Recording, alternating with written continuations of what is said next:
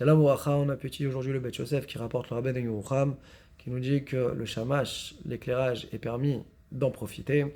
et que ce shamash-là, il doit être mis en décalage par rapport aux autres bougies de la Hanoukia pour distinguer Ner Shel Mitzvah, Ner Shel Chulin, pour pas qu'il y ait de problème de maritaïn et de dire que les Tzorko ou Madlik, si l'emplacement de la Hanoukia montre que c'est un allumage de Mitzvah, eh bien il n'y a même pas besoin, mais Karadine, donc de mettre de shamash dessus. Néanmoins, il dit qu'aujourd'hui, étant donné que les gens ne sont pas capables de savoir distinguer quels sont les endroits qui nécessitent un shamash ou pas, eh bien, on allumera en permanence le shamash. On avait également le Mordéchi, qui nous dit que le shamash, on a pour habitude de le mettre beaucoup plus grand, plus long, pour que, si jamais on en vienne à profiter de la lumière, alors on dise que c'est du shamash qu'on est venu et qu'on a profité. On a vu dans le Shut Arama la question qui lui a été posée, est-ce que si on a allumé la Hanoukia à la porte, par exemple,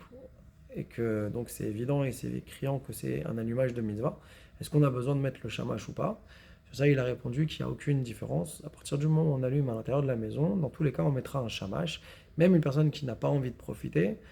étant donné que le risque subsiste, que peut-être il peut venir à profiter, c'est déjà suffisant pour justifier qu'il faut allumer avec le shamash. Et même ce qu'on a voulu apporter comme preuve du RAN pour dire qu'il n'y a pas besoin, puisque pour le RAN, c'est seulement Beshat Asakala qu'on allumait dans la table, où c'est un endroit qui éclaire toute la pièce. C'est à ce moment-là qu'on a dit qu'il y avait besoin du shamash. Alors il faut dire que, parce que dans son référentiel à lui, eux, ils allumaient la Hanoukia Bachutz, à l'extérieur de la maison.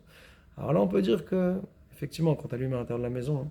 il y a besoin d'un shamash. Mais même le RAN, qui aujourd'hui serait d'accord, puisqu'on allume à l'intérieur de la maison, de dire que tout le temps, il y a besoin d'allumer avec le shamash. Pour conclure, on a vu le Shulchan Aruch qui nous dit également qu'il y a un minhag d'allumer le shamash pour nous sauver, donc comme on a vu dans le Mordéchi rapporté par le Beth Yosef.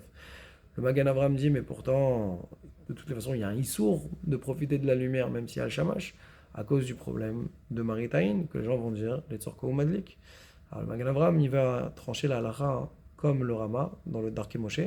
Neged Abach, de dire que si jamais on se positionne face au shamash, et là on voit que c'est que la lumière du shamash qu'on profite, alors ce serait autorisé. Chazak.